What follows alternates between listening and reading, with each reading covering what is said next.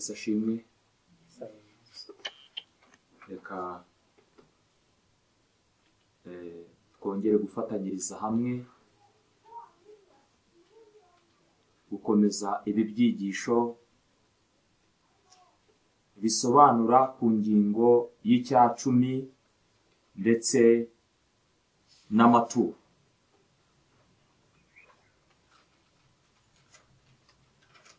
Twize icyigisho cya mbere kibanziriza iki ngiki, ni icyigisho cyagaragazaga amahame Bibiliya igaragaza ku muntu wese. Umuntu wese wifuza guhabwa icyacumi n'amaturo, by'umwihariko icyacumi, reka mvuge icyacumi kuko nicyo navuze, nicyo nasobanuye, agomba kuba yujuje muri uyu murimo. Muri uyu mugoroba rero, muri uyu mwanya, tugiye kwigira hamwe icyigisho cyitwa ngo kwera kw'icyacumi. Kwera kw'icyacumi. Reka twubahe Imana dusenge. Twongeye kugushimira cyane Data wera, Mana ikomeye, Mana ikiranuka, izina ryawe rihimbazwe. Tugusabye ubwenge bwo mu ijuru n'ubuyobozi bwa Mwuka wera kugira ngo ubane natwe, udusobanurire ibyanditswe byera kugira ngo dusobanukirwe, kuko wavuze yuko tuzamenya ukuri kandi ukuri kukatubatura.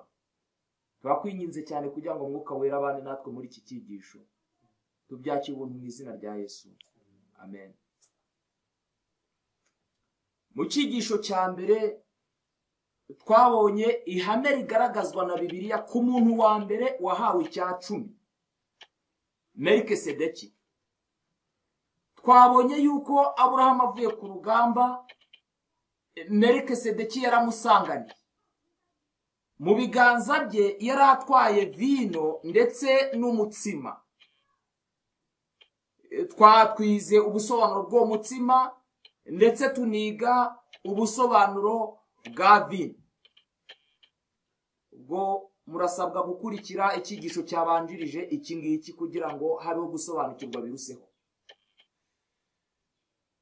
Kandi ikindi, yahaye Aburahamu umugisha, yahesheje Aburahamu umugisha. Uwo mugisha twarebeye hamwe uburyo ubonerwa muri Kristo Yesu, ari nawo mugisha Imana yahaye isi yose muri rusange binyuze mu rubyaro rwa Aburahamu, ari rwo Kristo Yesu, ari nawo mugisha w'uko Yesu yaducunguye tukava mu byaha byacu tukazabona ubugingo buhoraho. Uwo niwo mugisha uruta uyindi, nk'uko na Zaburi 133 umurongo wa 3 habisobanura yuko umugisha uruta indi migisha yose Uwiteka atanga ni ubugingo buhoraho.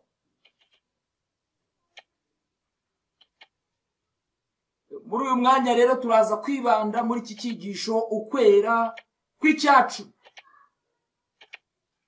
Aburahamu amaze kwakira ibyo bintu, ntabwo byari bikiri itegeko ry'agahato gutanga icyacumi, ahubwo cyari igikorwa agiye gukora yumva yuko kimunejeje, yumva yuko ari igikorwa yishimiye bitewe n'ibyo yari amaze kwakira. Nakunze kubivuga, abantu benshi barashaka gukama inka batagaburira.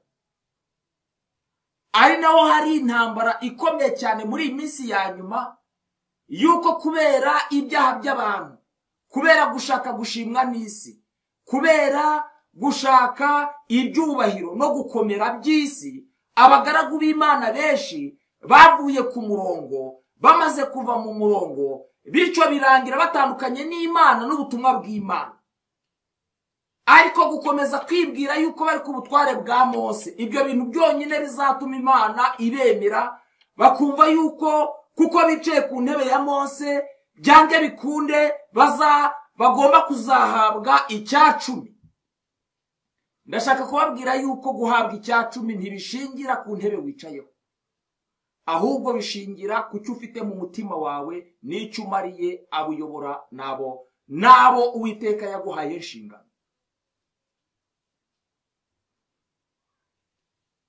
muri wowe ukomokwaho ubugingo. Hari abantu bakurwa mu cyaha abandi bakajya mu gukiranuka. Benshi iyo babwiye ngo iyo baguhaye impamvu z'umurimo bakubwira ko hari amashuri yubatswe, bakakubwira yuko hari amavuriro yubatswe, bakakubwira yuko hari ibintu runaka byakozwe. Ibyo byarakozwe mu gihe cyabyo, ariko se muri iyi minsi Imana ikeneye abakozi bakorana nayo, kandi akaba ari nayo yifuza gushyigikira. Niba utifuza gukorana n'Imana muri iyi minsi ya nyuma, urashaka icya 10 uzamaze. Impamvu hari intambara ikomeye cyane igiye kuba mu minsi ya nyuma, bitewe nuko abantu ntabwo bari gusaba gukora iby'Imana yabasabye gukora ngo ishyigikize umurimo wabo icya 10. Ahubwo abantu barumva yuko kwicara mu biro, mu maofisi ari byo bihagije kandi bizatera abantu kububaha no gukora ibyo basabwa gukora, kuko intebe bicaye hariya Mose. Ariko ubwo buryo ntabwo ari bwo, uwo mwanzuro si wo umwanzuro ugaragazwa na Bibiliya. Melikisedeki yazaniye Aburahamu umutsima na vino, atari vino y'i Babuloni nk'uko twabibonye, kuko hari n'abazajya guhaha vino ya Babuloni akaba ariyo bagabirira abantu, kandi yo irasindisha vino ya Babuloni. Niyo mpamvu n'abantu bagomba kwitondera vino bahabwa, kuko hari abazajya kuzivoma i Babuloni bagabure vino isindisha. Twabonye umutobe Yesu yatanze mu bukwe bw'Ikana, vino yatanzeyo wari umutobe mwiza udashobora gutera igihu mu bwonko. Byose hari vino n'umutsima bishushanya ubutumwa bwiza bugomba kubwirwa abatuye isi, bagava mu byaha byabo, bakitandukanya n'isi n'imikorere yabo, bakaba abantu bitegura ingoma y'Imana no kuzabona ubugingo buhoraho. Yo mpamvu abantu b'Imana, uyu murongo Imana yawukomereje ku Balewi bivuye kuri Melikisedeki. Nubwo umugaragu w'Imana Yakobo nk'uko turabisoma muri Bibiliya byagenze, ariko na Yakobo mu Itangiriro igice cya 28 umurongo wa 18 kugera 22, ibyanditswe byera byerekana uburyo yakoreshejemo icya 10 cya byose yaragitanze. Rero si umuhango w'Abalewi. Icya 10 cyabayeho mbere yuko Abalewi babaho, cyatanzwe mbere yuko Abalewi babaho, kandi kimwe mu 10 nanone kiraza kigakora umumaro umeze nk'uw'isabato. Imana yahaye abantu bose, yahaye abantu iminsi 6 yo gukora, isigaza umunsi umwe wa 7. Uwo munsi ni uw'Imana. Ni muri ubwo buryo n'Imana ubwayo yahaye abantu ubutunzi, isigaza kimwe mu 10. Icyo kimwe mu 10 ni icy'Imana, kandi ikigenera abagaragu bayo bari gukora umurimo nk'uwo yagakoze iri hano kuri iyi si. Nk'uwo Kristo yagakoze ari hano kuri iyi si, yifuje yuko abagaragu be batungwa n'icya 10, ndetse bagafashwa n'icya 10 muri uwo murimo barimo. Niyo mpamvu ibya Melikisedeki birangiye, Imana yatoranyirije Abalewi, cyangwa se abatambyi. Bari abatambyi icyo bakoraga ni ugutanga umutsima na vino. Ni rya hame twakomeje kugenderaho. Vino ishushanya amaraso byagaragariraga mu bitambo batambaga, bikagaragarira mu ipica y'ubuturo bwera nk'uko tubisanga muri Zaburi 77 umurongo wa 13 avuga ngo Mana yanjye inzira yawe irahera. Zaburi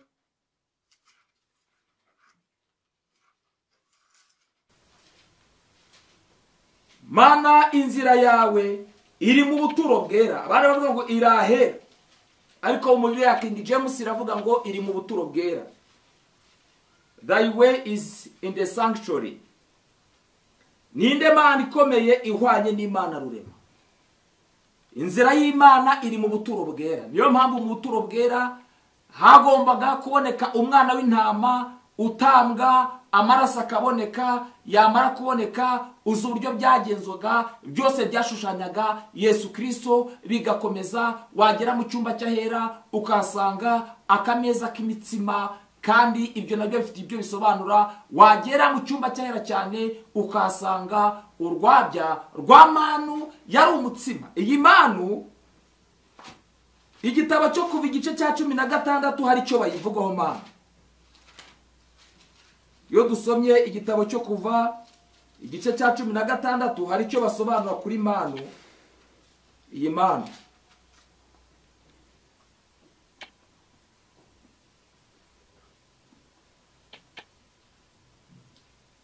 murongo wa 33 baravuga ngo, Mose abwira Aroni ati, jyana urwabya urushyiremo omeru ya manu, uyibike imbere y'Uwiteka, ibikirwe ibihe ari ibihe byanyu bizaza.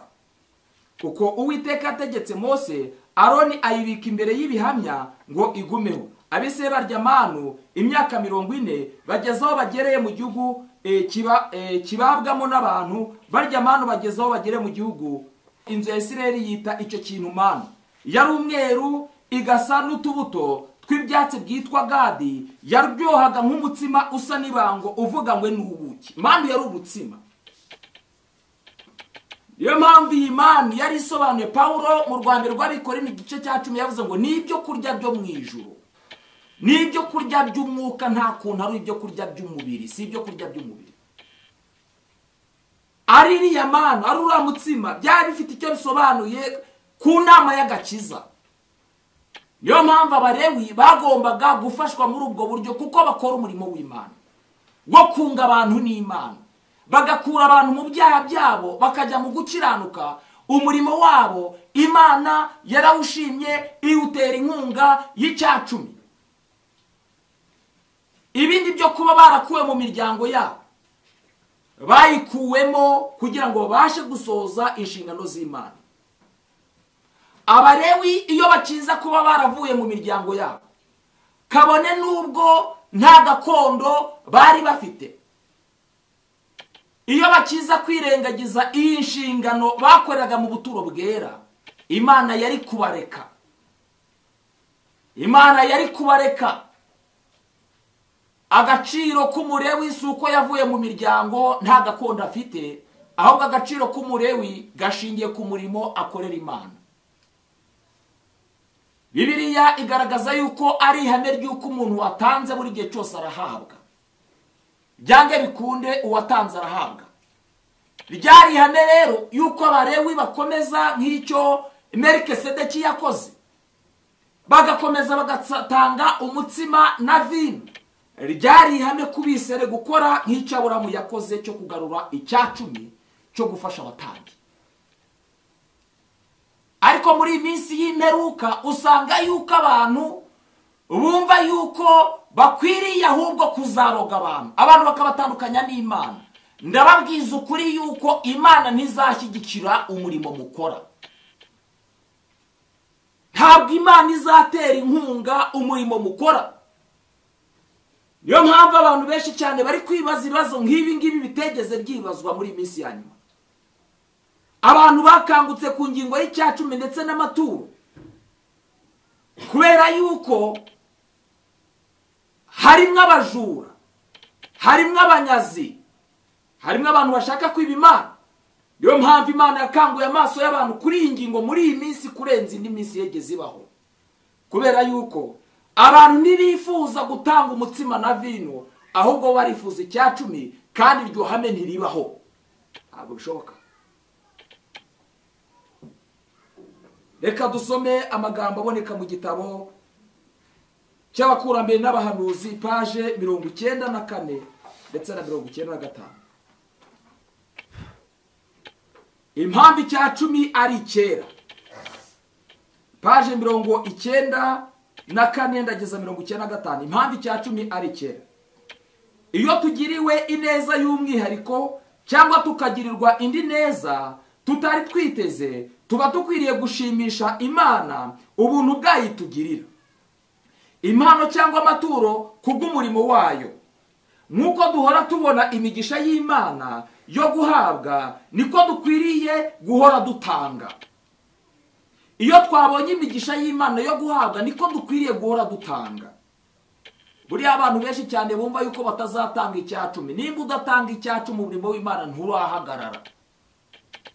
Ukwiriye kwihana ugahinduka. Ntabwo umurimo w'Imana wegeze uhagarara. Ugomba gutanga icyacumi n'amaturo, ndetse byinshi cyane kurenza ibyo wegeze unatanga, kuko umurimo w'Imana ntabwo wegeze uhagarara. Mbese Yakobo aravuga ati, kubyo uzajya umpa byose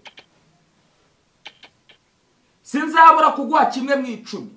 Mbese twebwe abafite umucyo wuzuye w'ubutumwa bwiza tuzashimishwa no guha Imana bike kurusha abatangaga kera. Mbese uko duhabwa imigisha, siko nibyo dukwiriye gutanga bikwiriye gusumbaho.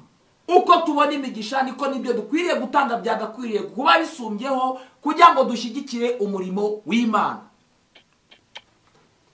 Nyamara mbega ukuntu ari ubwenge buke kubarisha amategeko y'imibare, igihe amafaranga n'urukundo tukabigereranya n'urukundo rutagira akagero, n'impano tudashobora kwiyumvisha agaciro kayo uko kangana. Reka babwire ikosa abantu bajya bakora.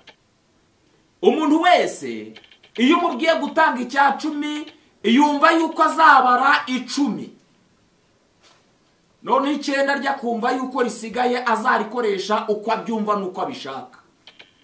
Ariko n'iryo 9 ni iry'Imana, ndetse nawe uri uw'Imana. Bityo agakiza kacu gatuma ari twebwe n'ubutunzi bwacu bibi by'Imana.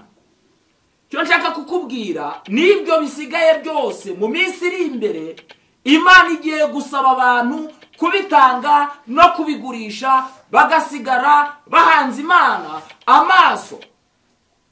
Ibyo bintu byose bigakoreshwa umurimo w'Imana. Ariko birababaje cyane muri iyi minsi uburyo abantu batangira kujya mu mibare cyane no kugerenjura.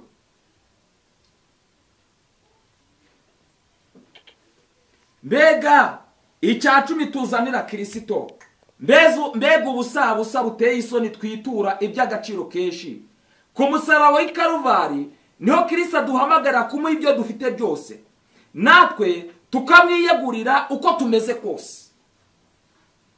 Abantu bose ku musaraba w'i Karuvari niho twese duhereza Kristo ibyo dufite byose, ndetse natwe ubwacu tukamwiyegurira burundu.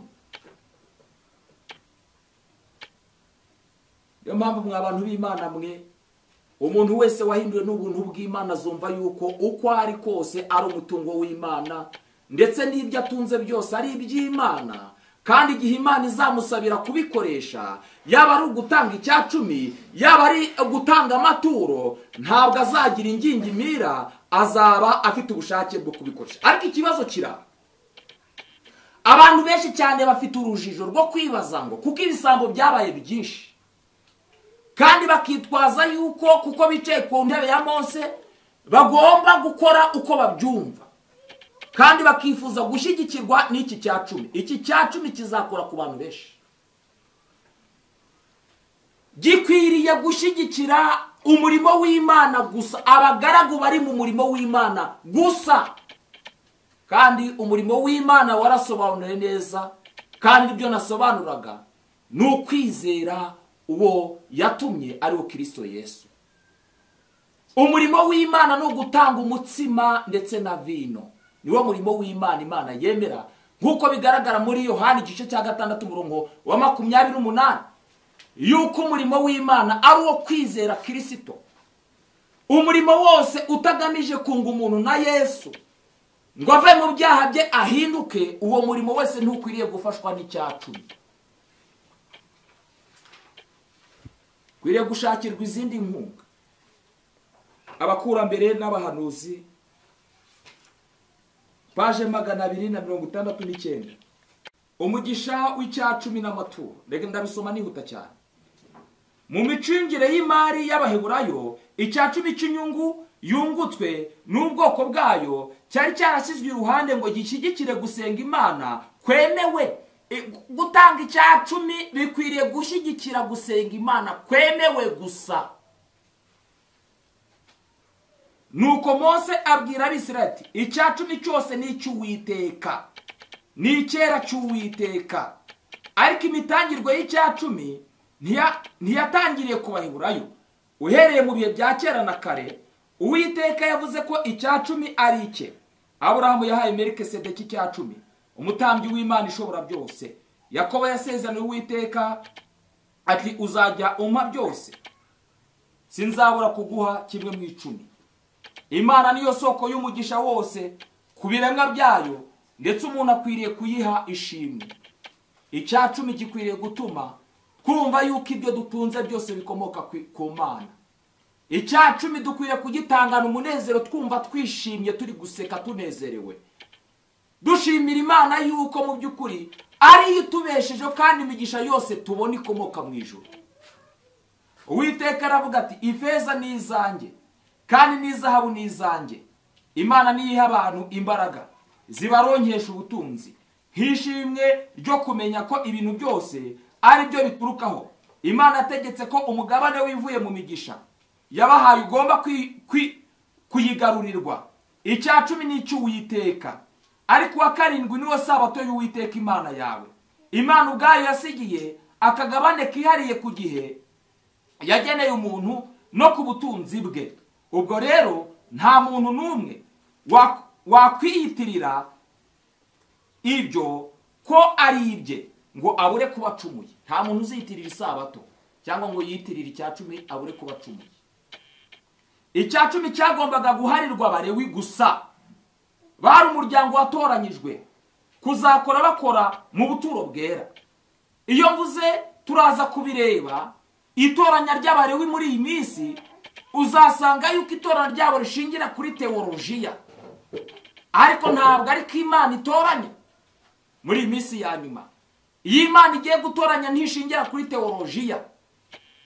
Abantu benshi cyane badafite umuhamagaro w'Imana, batagira mwuka wera, badakunda n'Imana mu mitima yabo, bitewe n'ibihe bikomeye cyane isi irimo by'ubukene, ibihe bibabaje byo kubura akazi n'ubushomeri. Benshi bagiye kwiga teolojiya badakorana n'Imana kubwo gushaka akazi. Aba bantu bose bumva yuko bakwiriye guhabwa uyu murimo w'ubugabura kandi umushahara wawo ukaba icya cumi. Turaza kureba icyo bisobanuye kuba umulewi w'Imana. Ni ukuba utanga vino ndetse n'umutsima mu rusengero, mu buturo bwera bw'Imana. Niba utageza abantu ku gakiza, waba umukuru w'itoro cyangwa pasitoro cyangwa umubwiriza butumwa, ntabwo umurimo wawe ukwiriye gushyigikirwa n'icya cumi, kuko Imana ntishobora kugushyigikira. Ariko ibyo si ukuvuga ko iryo ryari iherezo ryo gutanga inkunga zindi zigamije iterambere ry'itorero. Ihema ry'ibonaniro nyuma ryiswe urusengero rwose uko ringana, ryari ryubatswe n'amaturo atanganywe ubushake, maze kugira ngo bateganyirize indi mirimo yo gusana yagombaga cyangwa indi mirimo yose. Mose ategeka ko umuntu wese agomba gutanga igice cya kabiri cya shekeri ngo cyunganire imirimo y'ihema.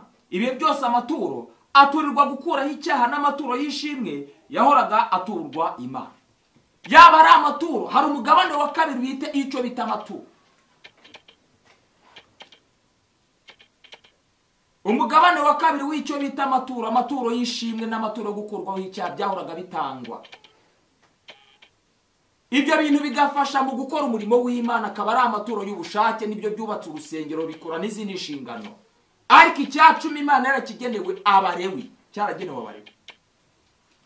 Ibihe byose amaturo aturirwa gukuraho icyaha, n'amaturo y'ishimwe yahoraga aturwa Imana. Andi y'ikima neza yashyiriweho abakene. Hari andi maturo bita amaturo y'ikima neza. Muzashaka iryo jambo, ntabwo ndizi cyane, muzarishakire ku bantu basobanukiye iby'ikinyarwanda cyane. Ariko ngo hari amaturo yasabwaga gutura bita amaturo y'ikima neza yo gufasha abakene. Abantu bahoraga bibutswa cyane ko Imana ariyo mugenga nyakuri w'imitima, w'imirima, imikumbi n'amashyo yabo, ibaha umucyo w'izuba n'imvura mu gihe cy'ibiba n'isarura, kandi ko yabagize ibisonga by'ibintu byayo. Uko abantu b'Isirayeli bazaga bikoreye amatunda y'imyima mbere yo mu mirima y'amatunda n'inzabibu, bagateranira ku ihema ry'ibonaniro, byagaragaza ko bose bashimira Imana ineza yayo. Iyo umutambyi yabaga yemeye iryo turo, uwarituye yaravugaga ati, sogokuruza yari Umwaramu, wari bugufi bwo gushiraho. Agasobanura uko yasuhukiye mu gihugu cya Egiputa n'akaga Imana yakirijemo Isiraheli, atuzana aha hantu, aduha iki gihugu, ari igihugu gitemba amata n'ubuki. None nzanye umugaragu, umuganura w'ibyeze mu butaka, ibyo umpaye Uwiteka. Ndajya nkubwire ngo wumvire ishimwe niba ushaka icya cumi. Abisirayeli bose iyo bazanaga amaturo y'ishimwe yowe n'icya cumi, hari indirimbo baririmbaga bashimira uburyo Imana yabakuye mu gihugu cya Egiputa ikabajyana mu gihugu cy'isezerano gitemba amata n'ubuki. Abo ushaka gukuramo icya cumi baririmba iyihe ndirimbo? Abo ushaka gukuramo icya cumi baracyari muri Egiputa, ntibarava mu byaha byabo. None se utekereza ko bizashoboka? Ntabwo bizashoboka muntu w'Imana. Hagomba kubaho guhinduka gukomeye cyane muri iyi minsi ya nyuma, kuko akaga karadusatiriye kandi iherezo rya twese riri hafi.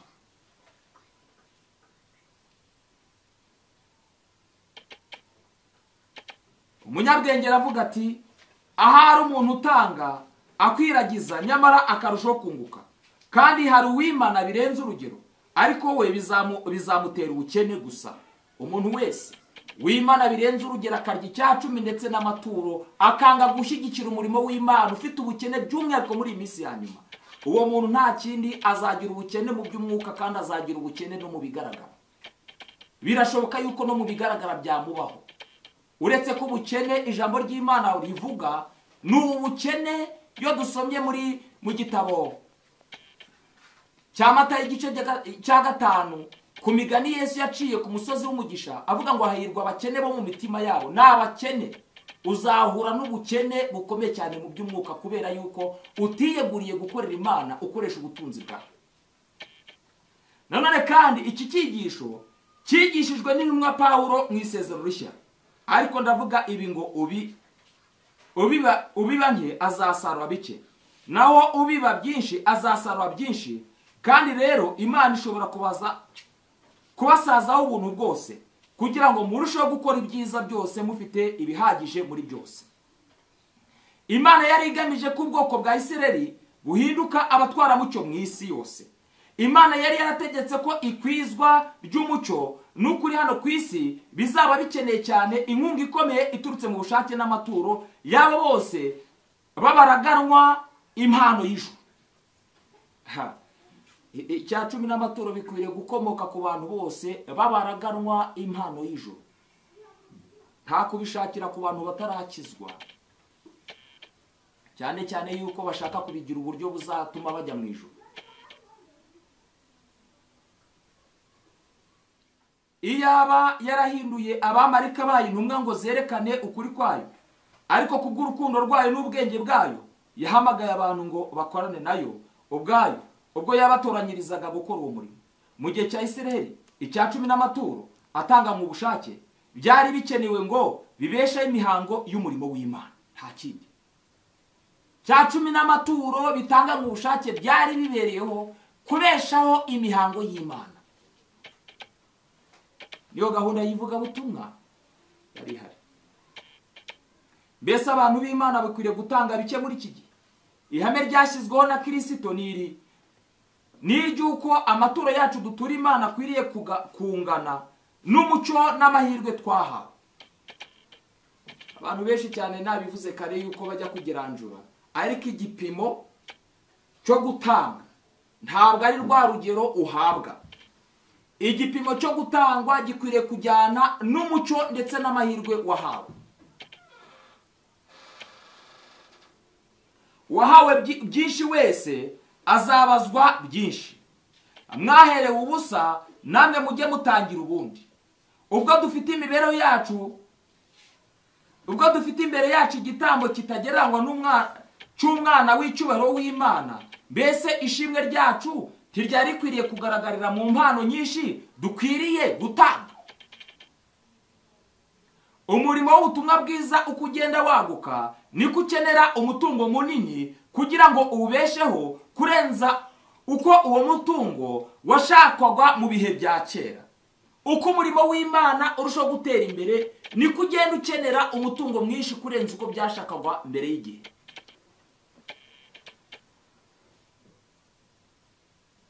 Kurenza uko washakagwa kera hashize.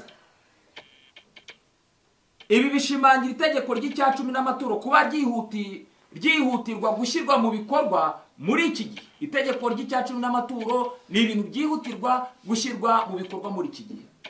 Iyo aba bantu bayo biyemezaga gushyigikira umurimo wayo n'amaturo atanga mu bushake, Imana yahabwa icyubahiro kandi imitima myinshi ikegurirwa Kristo. Umugambi wa Mose wo gushyira amaturo yo kuremesha ihema warasohoye rwose. Nta birori bikomeye yakoresheje. Ndajya mbabwira ikintu cyitwa umudendezo w'umutima nama. Muri gahunda yo gutanga icyacumi ndetse n'amaturo, ni umudendezo w'umutima nama wa buri muntu wese. Nta gahato, nta byuma bikwiriye gucurangwa, nta bitaramo bikwiriye gukorwa ngo bikangura amarangamutima y'abantu. Nta bintu runaka bidasanzwe bikwiriye gukorwa. Buri muntu wese akwiriye gutanga akurikije umutima we uko umuyobora, akurikije imbaraga ya Mwuka Wera imuhatira gutanga. Kandi ikindi turaza no kureba uburyo bwo gutangamo, turaza kubyiga mu byigisho biri imbere, dusobanura inzira zitandukanye Imana ishobora kwemera yuko zikoreshwamo umutungo wayo. Bimwe byo nagiye mbisora mbabwira ngo iyo Abalewi batujuje inshingano zabo, Imana ikoresha abandi bantu kandi ikabashyigikira ikoresheje icyacumi. Gahunda yo gutanga icyacumi n'amaturo ni umudendezo w'umutima nama w'umuntu. Nta mpamvu yo guhatirwa gukora ibyo bintu utabyumva utanabishaka. Ntabwo yatumiye abantu ngo baze mu ikinamico ry'umurengwe kwishimisha, kubyina no kwinezeza, kandi ntabwo yigeze akoresha tombora. Uwiteka ategeka Mose kwakira amaturo atanzwe n'umuntu wese ufite umutima ukunze. Imana ikeneye yuko abantu bose batanga kandi bafite umutima ukunze. Nuko hatangwa amaturo menshi kugeza ubwo Mose abwira abantu kuba barekeye aho kuyatura, kuko bari batanze menshi cyane arenze ayari akenewe gukoreshwa. Muri iyi minsi ibi byo ntibishoboka. Ntabwo bishoboka. Ibi byari byo kwa ba Mose bayobowe na Mwuka Wera, ariko abantu bo muri iyi minsi bari mu kaga cyane ko kwanga kuyoborwa n'Imana, kandi bagashaka yuko Imana ibashyigikira mu byo barimo, kandi baranze n'Imana. Imana yagize abantu ibisonga byayo. Uwiteka yaravuze ati, kuko abanyubaha ari bo nzubaha. Ibi bintu birakomeye cyane.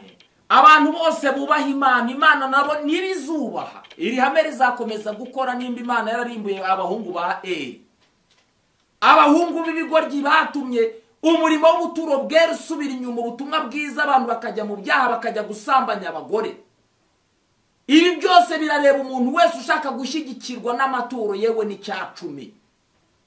Birivuga yuko abantu bubaha Imana ari Imana izubaha. Ntabwo kuba waravuye mu byawe ukajya mu biro cyangwa ukaba uri mu bindi bintu ukicara ahantu wumva yuko ibyo ngibyo bihagije kuzaguhesha icyacumi n'amaturo, ntabwo ibyo bintu ari by'Imana izashingiraho.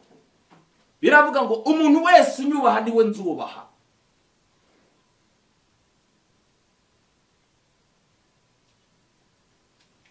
Imana ikunda utanga anezerewe.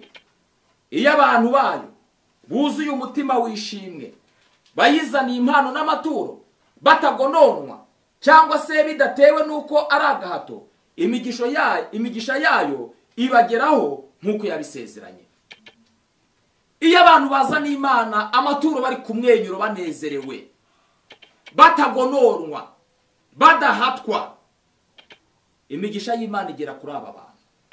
Kandi nta wundi mugisha nk'uko twabibonye, ni umugisha w'ubugingo buhoraho. Baranezerwa bakishimira ubugingo bafite mu Mana. Kubera iki? Impamvu nta yindi, kuba barya umutsima na vino bafite umudendezo mu Mana. Barabyishimiye, barakora ibintu bashaka. Reka dusome isomo risoza riboneka mu rwa kabiri rw'Abikorintho igice cya 3. Murongo wa 17 aravuga ngo, nuko rero umwami niwe mwuka, kandi aho umwuka w'umwami ari niho haba umudendezo. Abantu bagira umudendezo gusa igihe bafite mwuka w'Imana mu mitima yabo. Ahantu Yesu ari, ahandi mwuka wera ari, ni abantu bagira umudendezo, ni abantu bagira kwishima, ni abantu bagira amahoro, ni abantu bagira kunezerwa. Kandi umuntu ufite Yesu nta kintu na gitoya ushobora kumusaba ngo akikwime. Yo mpamvu nasoza kuri iki cyigisho mbararikira kuza gukurikira kino cyigisho kindi kigiye gukurikira iki ngiki, bitewe nuko mu by'ukuri turaza kubona uburyo muri iyi minsi abantu bifuza nk'icyacumi, imiterere yabo nuko bifuza kugikoresha bitandukanye n'iby'Imana yagishyiriyeho. Turaza kubireba mu byigisho biri imbere, byose nicyo tuzarushaho kugenda dusobanura. Ariko iki ngiki nageraga ngo nerekane yuko icyacumi nanone nk'uko bigaragara mu gitabo cyitwa Inama ku Busonga, paje ya 93 kugeza kuri paje ya 95, herekana yuko icyacumi kidakwiriye gukora indi mirimo yose na za business, kabone n'ubwo ibyo bintu byaba bigaragara nk'aho ari imirimo y'Imana. Yaba ari byo kubaka insengero, yaba ari ibindi bikorwa bitandukanye, icyacumi Imana yakigeneye abagaragu, gufasha abagaragu bayo bari mu murimo w'ivugabutumwa gusa. Ibindi bintu byose bizaterwa inkunga n'amaturo n'ayandi mikoro. Ariko nk'uko twabyize, iminsi turimo idusaba gutanga ibirenze icyacumi ndetse n'amaturo, bitewe nuko ni iminsi ikeneye imbaraga zikomeye cyane kugira ngo abantu bakizwe ibyaha byabo. Ikibazo buri muntu wese wakurikiranye ikinyiro cyigisho ashobora kwibaza ngo naharaza cya kibazo, anayo nsanganyamatsiko dufite muri ibi byigisho ivuga ngo mbese ninde ukwiriye guhabwa icyacumi? Icyacumi n'amaturo bikwiriye guhabwa nde? Kuko wibaza n'ibyo utekereza ugasanga abarewi b'iki gihe, abiyita abarewi b'iki gihe, ntabwo bagitanga vino n'umutsima kandi bagashaka icyacumi. Icyo ni ikibazo. Niyo mpamvu icyo ni ikibazo tuzarushaho kugenda dusobanurira abantu muri ibi byigisho. Uwiteka abagire neza mu izina rya Yesu. Reka twubahe Imana dusenge. Urakoze cyane Nyagasani wera Mana ikomeye. Dukomeje kugusaba ubuyobozi bwa Mwuka Wera ngo bane natwe mu izina rya Yesu.